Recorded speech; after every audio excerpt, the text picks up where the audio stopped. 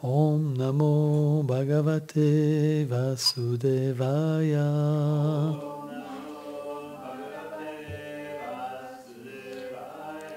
Om Namo Bhagavate Vasudevaya.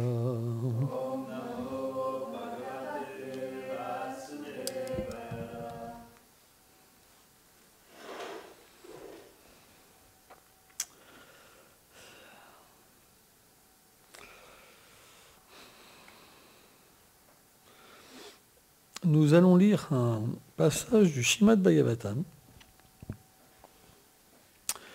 premier chant, 9e chapitre, verset 19, page 266. Asyanubhavam Bhagavan Vedam Bhuyatamam Shivam Devalshinnaradakshakṣa Bhagavam Kapiram Nipa.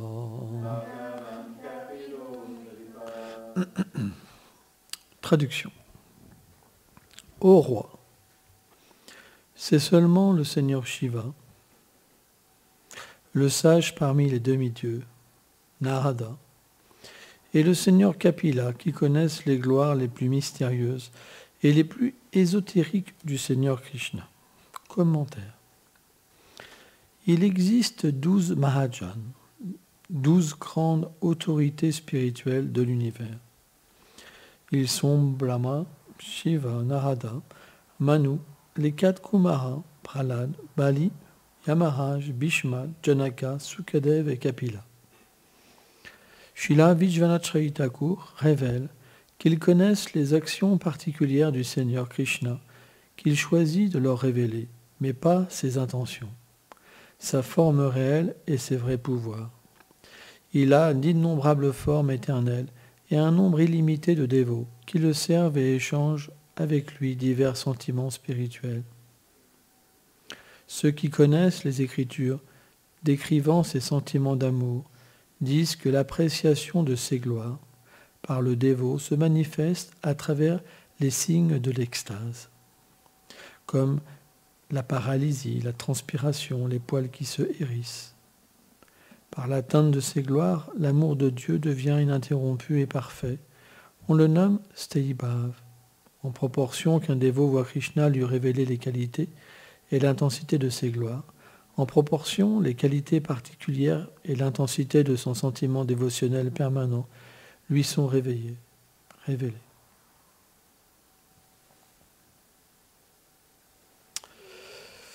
Bon, je vais m'arrêter là dans la teneur et portée. Oma Gyanat Timilandasya Gyanam Jalam Shalakaya Shakshu Lumelitam Jena Taisme Shigulave Namaha Shri Chaitanya Manobhistam Stapitam Jena Bhutale Swayam Rupa Kadamayam Dadati Swam Padam Tikam Namam Vishnu Padaya Krishna Prestaya Bhutale Srimate Bhaktivedanta Swaminiti Namine Namaste Sarasvati Deve Kaulavani Prajarine Nilveshesha Sunyavadi Prachatya Deshatarine.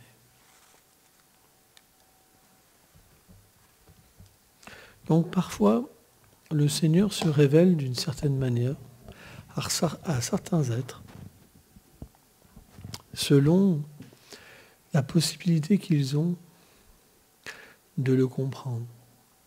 Et ça ne peut être que par le sentiment d'amour. Par exemple, une grande personnalité comme un président de la République, les gardes ou les gens qui l'approchent comme une foule vont considérer comme l'être le plus puissant de la France, par exemple. Et ils vont lui donner un grand respect. D'autres vont le considérer comme un grand tricheur. Et sa femme et ses enfants peuvent le considérer simplement comme leur bien-aimé. Et des relations différentes vont naturellement s'opérer entre les êtres selon la vision qu'ils ont. Et bien de la même manière, c'est d'expliquer que le Seigneur se révèle selon le sentiment que nous avons. C'est pourquoi, encore une fois, il n'y a qu'une seule vérité, mais qui s'exprime différemment selon notre sentiment. C'est pourquoi elle peut être cachée comme elle peut nous être révélée, parce qu'au fond de nous-mêmes, nous avons soit le désir qu'elle se révèle, soit le désir qu'elle reste au loin. C'est notre désir. Le Seigneur ne fait que réciproquer. Et c'est ça qui est très important à comprendre. C'est pour ça, naturellement, nous ressentons tous une vérité qui est au-dessus de nous, ou pas du tout, ou alors quelque chose de très intime, quelque chose de très loin ou quelque chose de très intime. Par exemple, lorsque nous volons, pas voler comme ça, mais dérober un objet, nous ressentons une peur. Moi, je me rappelle, quand j'étais enfant, je volais beaucoup. Bon, qu'est-ce qu'on peut faire? J'étais devenu vraiment avec une mauvaise mentalité. J'étais super jeune et je volais tous les jours. J'allais voler dans un supermarché. Et à chaque fois que j'allais voler, j'avais peur. Mais je ressentais une peur comme un avertissement. Ne fais pas ça. Eh bien, c'est expliqué, Ishvara Sarvabhutana, que le Seigneur accompagne tous les êtres vivants, sans exception.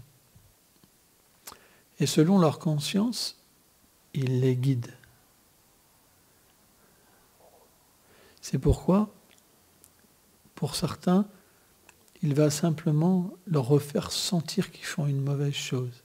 C'est pour ça qu'on peut avoir une discrimination. Mais quand on a une mauvaise nature, on force. On se dit non, je le ferai quand même.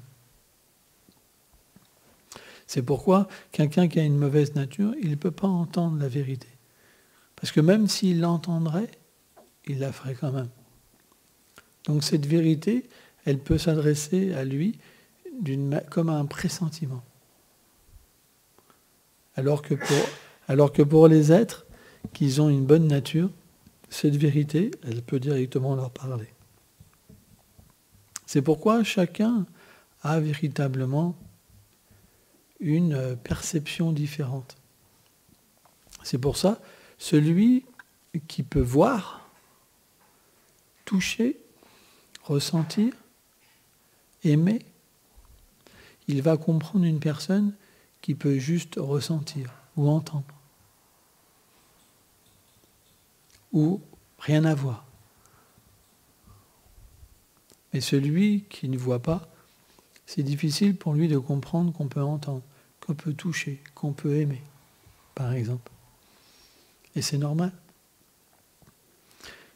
Mais le point, c'est que celui qui est plus développé dans la conscience, sa nature, c'est qu'il a le plus de respect possible.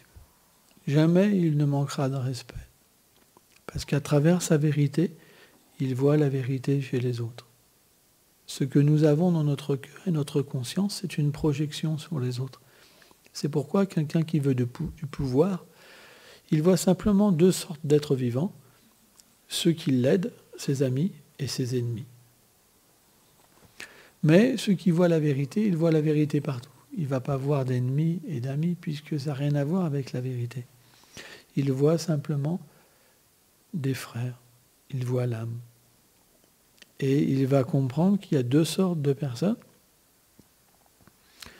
Il y a des personnes qui sont perdues et des personnes qui sont éveillées. À partir de là, naturellement,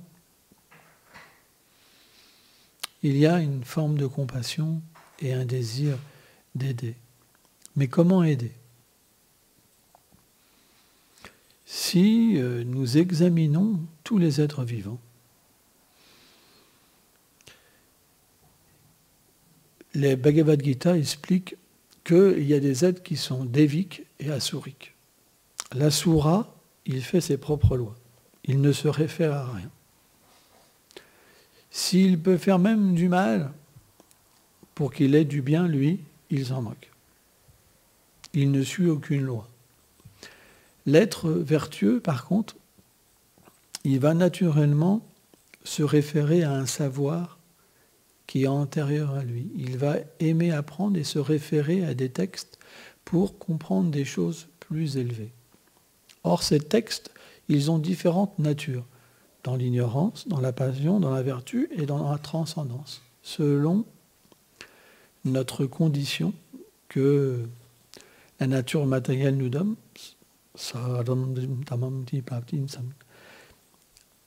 On est attiré par un texte particulier. Mais quand on est vraiment situé dans la vertu, alors on est attiré par la transcendance. Et la transcendance, les textes qui sont liés à la transcendance, sont directement non différents de la vérité. Et lorsqu'on les suit, cette même connaissance, elle fait apparaître la vérité. C'est pourquoi celui qui est situé dans la transcendance, il n'accepte pas tous les textes au même niveau. Ceux qui sont dans l'action intéressée, ça ne va pas, répétition, l'intéresser. Pourquoi ?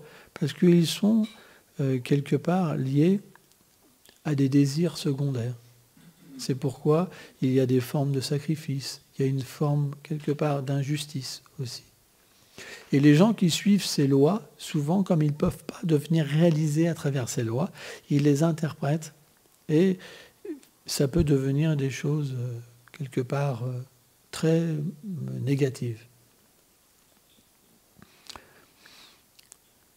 Alors que les textes liés à la transcendance, ils ne visent simplement qu'à éveiller la nature éternelle de l'être, l'âme. C'est pourquoi les gens qui sont influencés par la passion et l'ignorance, souvent, ne sont pas intéressés par la nature de l'âme. Par exemple, si on prend l'histoire de Siddhartha, alors moi je ne suis pas très expert, je ne suis pas un bouddhiste, mais c'est très intéressant, car comme Siddhartha était un être vertueux, il a perçu la souffrance et l'injustice, même dans certains textes. Parce que quand il n'y a pas de gens qualifiés pour suivre les textes, des âmes réalisées, automatiquement le texte en lui-même perd toute sa valeur et est interprété. Et au nom de sacrifice, il y avait tellement de choses, de déviations, surtout dans l'âge de Kali, des phénomènes de caste.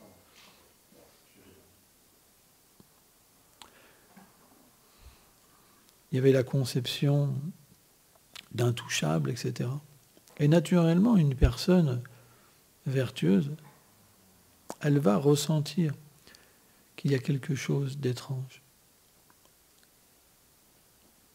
Et il a même approché des sages qui étaient dans une sorte d'ascétisme.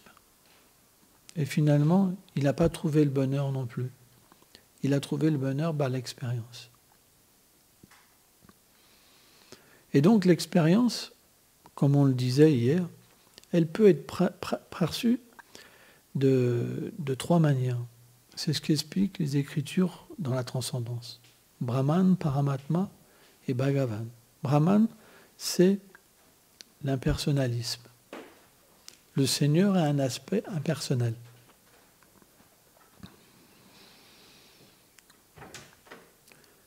Donc, dans cet aspect impersonnel, on peut voir la vérité en toute chose.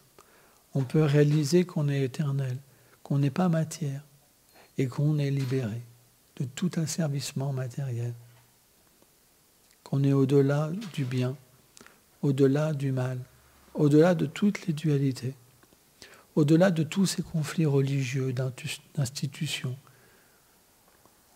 Et on peut comprendre à quel point les hommes peuvent s'égarer avec n'importe quoi. Même au nom de l'amour, ils se font la guerre. C'est vrai.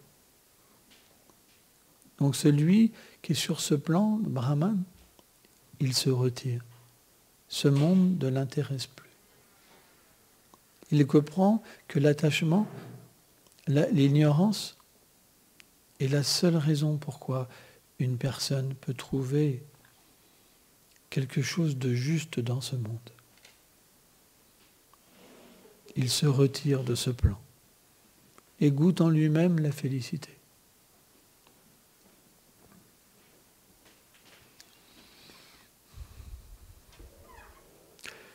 Le deuxième plan, Paramatma, est quelque peu différent.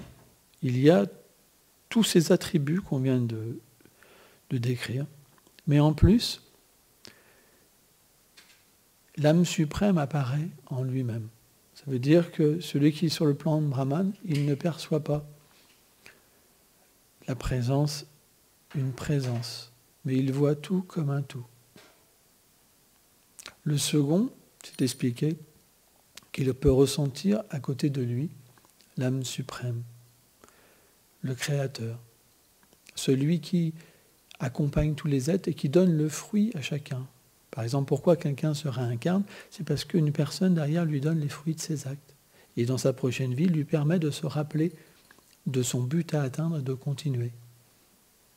C'est lui qui coordonne tout, qui maintient tout, qui observe tout et qui donne le fruit à tous les êtres. C'est pourquoi toutes les voies ont une forme de dévotion. Sans ça, sans dévotion, on ne peut rien obtenir. Tous les êtres ont une forme de dévotion. Sans dévotion, on n'atteint aucun gain spirituel. C'est la raison pourquoi, sur le plan Paramatma, cet aspect est révélé. Donc il voit que l'âme suprême accompagne tous les êtres et il peut parler avec l'âme suprême. Mais ce n'est pas encore un aspect personnel. Mais il peut comprendre qu'il y a quelque chose qui relie tous les êtres. Et il peut naturellement comprendre aussi tout ce système. Et c'est un grand émerveillement. Il peut recevoir l'intelligence pour comprendre toute la création. De tels êtres peuvent même parler aux animaux, aux poissons. On voit Saint François d'Assise, par exemple. Saint François d'Assise est la personnification d'une personne au niveau Paramatma. Quand ses parents ils se sont obstinés à qu'il reste un bon marchand, il s'est déshabillé et il leur a dit « Tenez, je vous rends tout, vos habits, votre nom, votre rôle de parent, tout. Je suis libre. » Et il est parti nu. C'est beau, hein? Ah ouais, c'est très beau. Parce qu'en fait, il était tellement libéré qu'il distribuait les richesses de son père. Ouais, il a distribué, c'était à quelqu'un de riche, son père, qui voulait son bien. Et il distribuait les biens de son père, et son père, il l'a frappé. Et il a demandé quelqu'un pour juger son fils. Et c'est là qu'en fait, que Saint François, il lui a tout ordonné, il est parti. On appelle ça des paramamsa, des êtres complètement libérés. C'est pour ça que Saint François a vraiment eu un impact à cette époque. Parce que c'était une âme tellement belle, tellement simple et belle. Hein? Et à un moment, ses parents, ils se sont dit, alors ça c'est un peu avant, ils se sont dit, ce qui serait bien, c'est qu'il s'attache à une femme. Je pense que c'est ça qui lui manque. Quand l'attachement pour la femme sera là, tous ces enfantillages vont disparaître. Et il a rencontré Clarisse, qui deviendra Sainte Clarisse, qui était comme lui en fait. C'était une âme aussi très très belle, très éveillée, très avancée. Un jour, donc elle a fondé les monastères des Clarisses. Un jour, Sainte Clarisse, parce que leur règle voulait qu'ils dépendent du Seigneur suprême pour vivre. Donc ils ne vivaient que de mendicité. Ils n'allaient même pas mendier. Il fallait que la nourriture arrive d'elle-même. Ça, c'est un principe qui est proche de l'ascèse du python dans le yoga. Une personne, elle reste immobile et elle mange simplement ce que la destinée lui apporte. Et un jour, ils étaient proches de la mort ils n'avaient pas mangé depuis plusieurs jours. Et avant de mourir, ils devaient sonner les cloches. C'est le glas, c'est ça? Sonner le glas. C'était un signe qu'ils étaient sur le point de mourir. Et avant de mourir, il ne restait plus qu'un pain, juste un petit morceau de pain. Et elle a fait le signe de croix, et le pain s'est multiplié en autant de nombre de personnes qu'il y avait dans le monastère. Donc ça, c'est des miracles de Sainte Clarisse. Et donc, Saint François, quand il a rencontré Sainte Clarisse, il n'y a pas du tout eu cette approche de concupiscence. C'était deux grandes âmes. Et ils se sont naturellement nourris dans l'amour de la spiritualité. C'est très beau.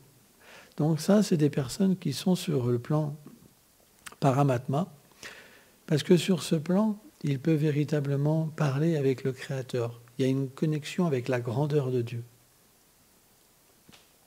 L'autre, il y a une connexion avec son omniprésence. Là, il y a une relation qui est plus pointilleuse sur sa grandeur, parce qu'ils comprennent à travers leurs sentiments et la localisation en fait de cet aspect du Seigneur qu'il y a un aspect quand même qui est plus personnel.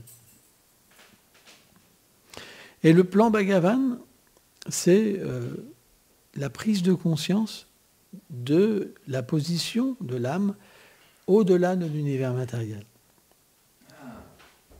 Quand elle peut véritablement comprendre sa forme spirituelle, son nom, ses attributs et sa place dans les divertissements du Seigneur.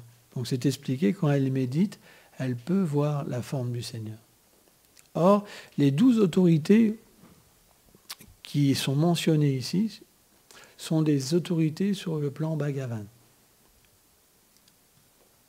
Par exemple, dans les Védas, le Seigneur explique que le but est de le connaître sur ce plan d'existence.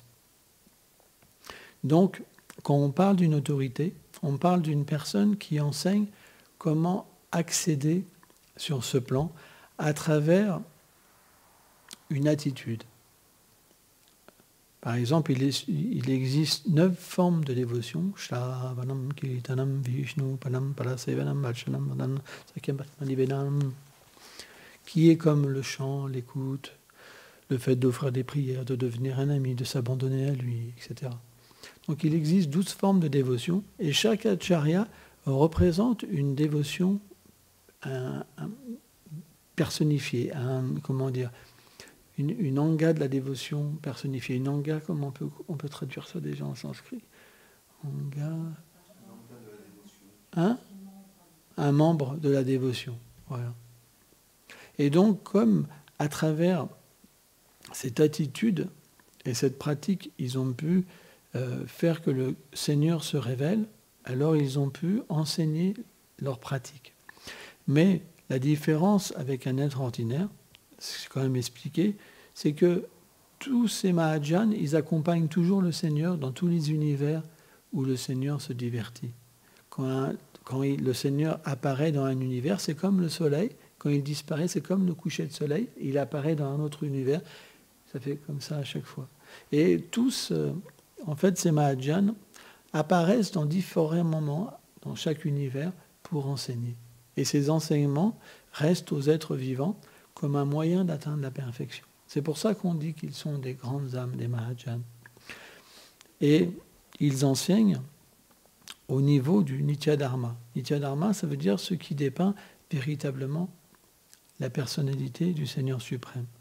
D'autres grands êtres apparaissent au niveau de l'action intéressée, ce qu'on appelle Nemitika Dharma, des religions qui apparaissent un temps et disparaissent.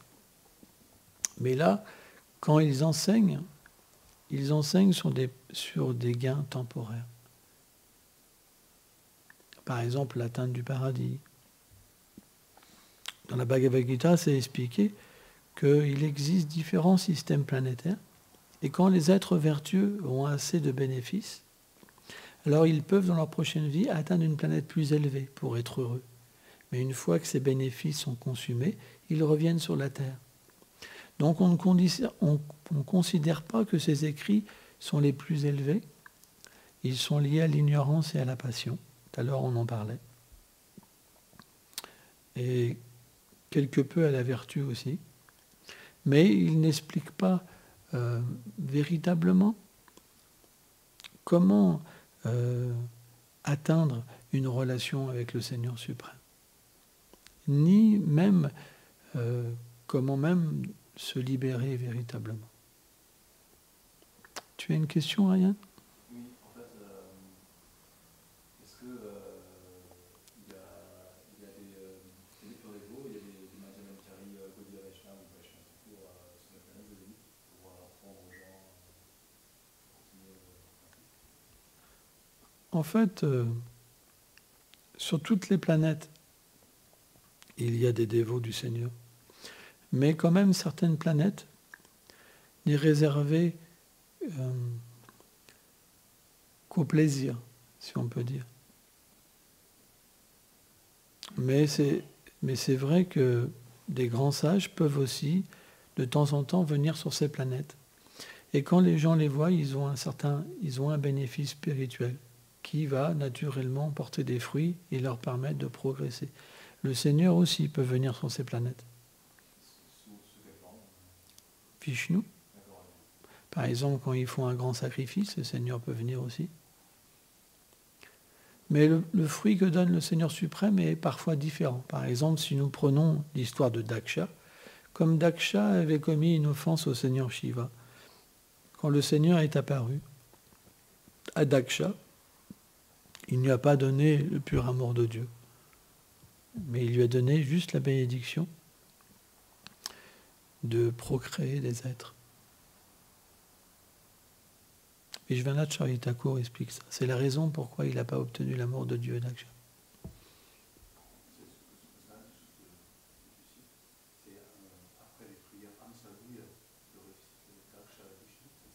C'est ça. C'est ça. Donc, différents bénéfices sont donnés par le Seigneur, suivant la mentalité des êtres. Parce que les êtres ont des désirs. Et selon leur bon agissement et leur mauvais agissement, le désir est différent. Daksha, il avait offensé gravement Shiva. Et comme Shiva est très cher au Seigneur suprême,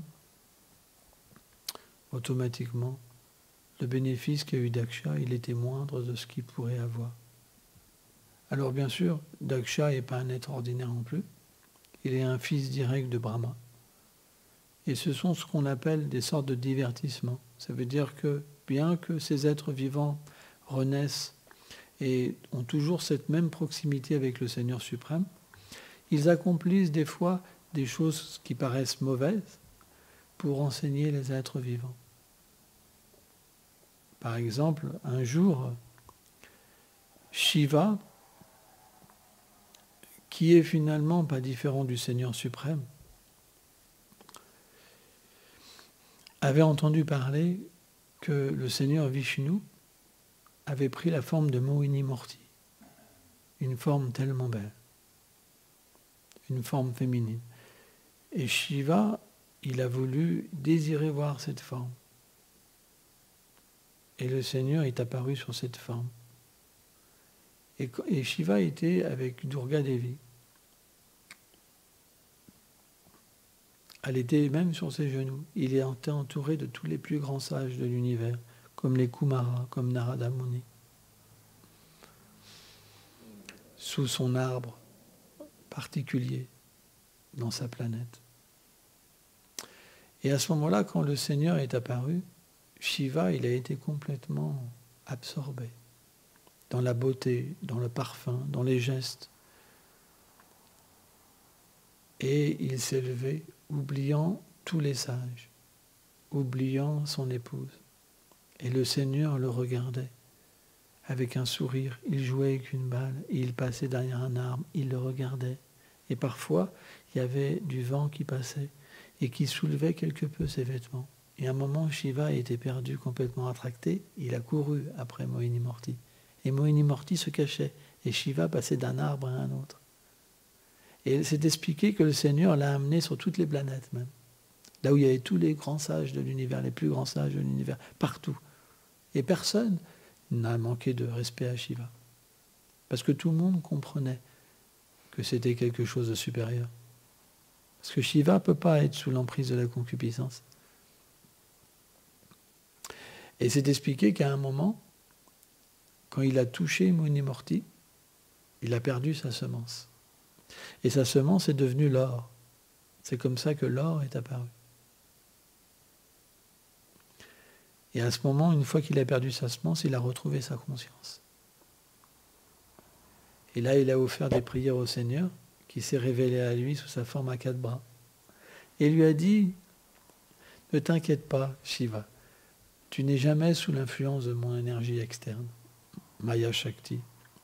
Tu es toujours sous mon influence interne, Chit Shakti. Donc, les histoires qui sont qui sont reliées au Seigneur suprême sont très difficiles à comprendre. C'est pourquoi, naturellement, si on écoute sur le personnalisme, mais qu'au fond de nous-mêmes, on a un impersonnalisme, on ne sera pas comblé. Parce que notre aspiration, elle est différente. De la même manière, quelqu'un qui est un personnaliste, s'il écoute sur l'impersonnalisme, il ne sera pas complètement comblé. C'est des sentiments spirituels. Le sentiment existe. C'est pour ça qu'il se reflète sur la matière.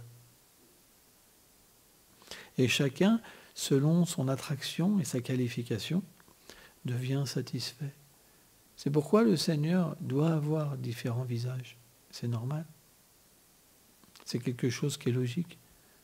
Parce que chacun a une disposition différente. C'est pourquoi on doit avoir un grand respect pour chacun. Il faut aller vers ce respect, c'est quelque chose qui est très important.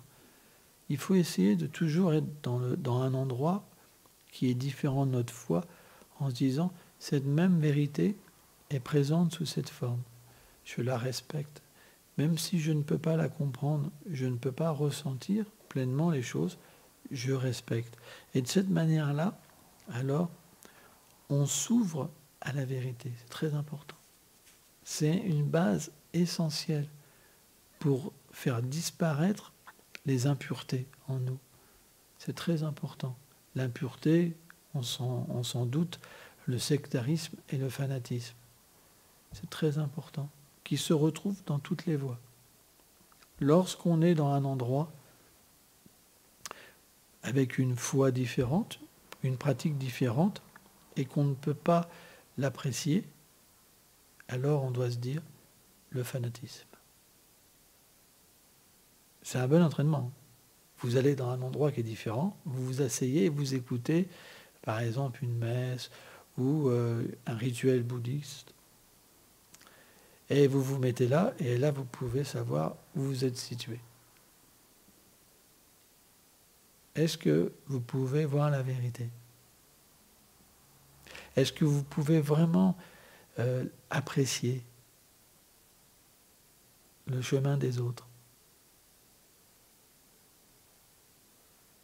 Si vous vous sentez supérieur, c'est qu'il y a un problème. Si vous voyez des mécréants, c'est qu'il y a encore un plus grand problème. Ça indique que vous êtes loin de la vérité. Parce que la vérité, elle est là aussi. C'est juste un test. On peut très vite se rendre compte où on en est. Alors ça ne veut pas dire qu'on va toujours être situé ailleurs que dans tout ce qu'on aime. Non, je n'ai pas dit ça.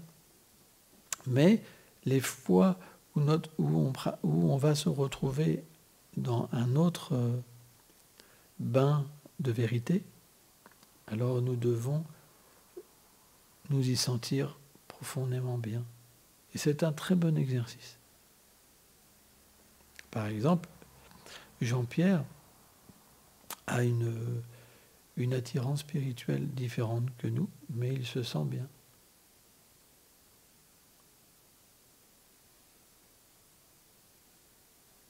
Donc ça veut dire qu'il est situé dans sa vérité et il est bien avec la vérité suprême aussi.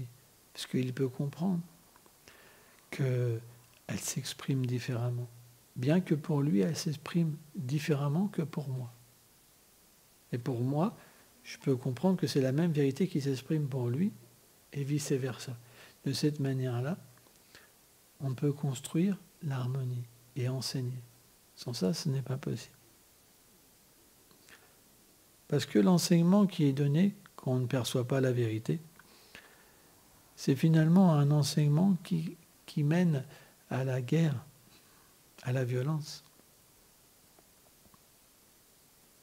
Vous pouvez voir de tels religieux qui pratiquent pendant 30 ans, 40 ans, et finalement penser que tous ceux qui sont différents d'eux vont en enfer, vont être châtiés. Et en plus, ils n'ont même pas de compassion, certains. Ils sont joyeux qu'ils vont pouvoir souffrir pour l'éternité. Et ça existe. Hein. Moi, je m'en rappelle d'une fois, j'étais jeune pratiquant, et j'étais avec un groupe, avec une institution qui était différente, qui était moins ouverte d'esprit, mais bon, on chantait dans les rues de Paris et on a croisé un autre groupe de religieux. Et ils se sont mis en colère quand ils nous ont vus. Vous allez aller en enfer, mécréants, comme ça, vraiment. Donc on s'est mis à chanter un chant de protection parce qu'on s'est dit, ils vont nous foncer dessus, quoi. Ils étaient tellement en colère. Et ça ne devrait pas se passer. Pourquoi ?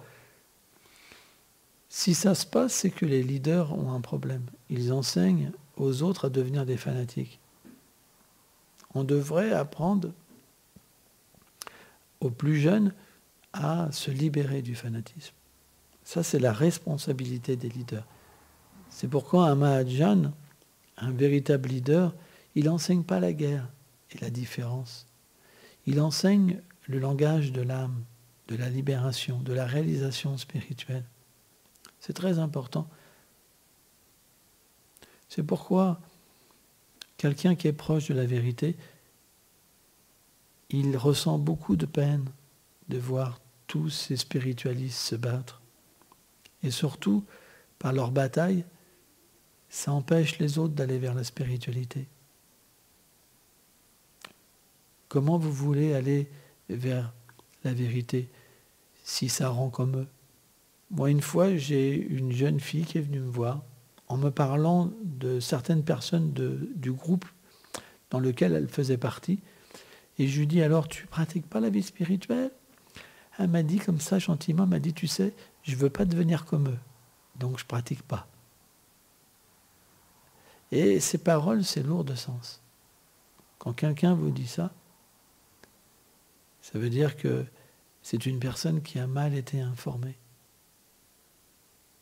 Et malheureusement, c'est pour ça que les gens abandonnent la spiritualité.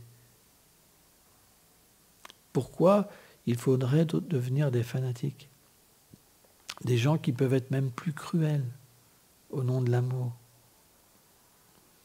Il faut comprendre les êtres. C'est pourquoi la qualité la plus importante, une des plus importantes, c'est d'enseigner par l'exemple, acharya.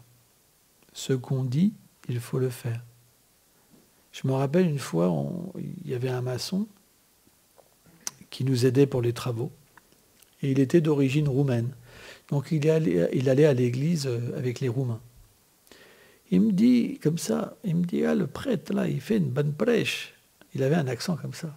Mais c'est bizarre, dès qu'il sort de la messe, il boit des bières et des bières et des bières et des bières. Vous comprenez ? Et c'était un peu bizarre. Parce qu'il allait s'en enfiler, je ne sais pas combien. Donc, bah ouais. Donc à un moment, c'est difficile d'avoir la foi. C'est difficile. Ça veut dire que si on enseigne, mais par derrière, par exemple, on va enseigner le non-fanatisme, mais par derrière, je vais dire, par exemple, Jean-Pierre, il était là, par exemple. Ça serait terrible. Donc on doit absolument, si on parle de la vérité, on doit être au moins avoir ces qualités de véracité.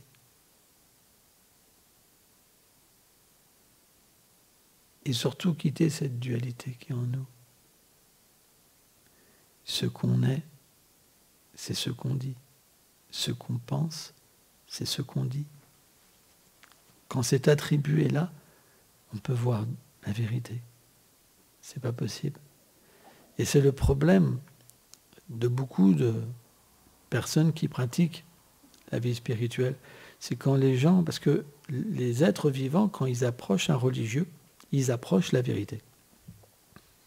Donc qu'est-ce qu'ils demandent? C'est de voir quelque chose de parfait. Or, naturellement, la plupart des gens qui sont engagés dans un processus spirituel, ils sont imparfaits. Ils acceptent un processus pour se perfectionner, on est bien d'accord. Mais les gens qui viennent, ils veulent voir la perfection. Donc quand ils voient des défauts, ils ne comprennent pas. C'est pourquoi, par exemple, certaines religions ont fait des cloîtres. Ça veut dire qu'on ne peut pas entrer à l'intérieur. De cette manière, on ne peut pas voir les défauts quelque part. Et quand les gens de l'intérieur sortent à l'extérieur pour rencontrer les fidèles, ils peuvent manifester un comportement parfait. Mais ça ne veut pas dire qu'à l'intérieur du cloître, tout est parfait. Vous comprenez? Et quelque part, ça permet aux gens de garder leur foi et de pouvoir pratiquer.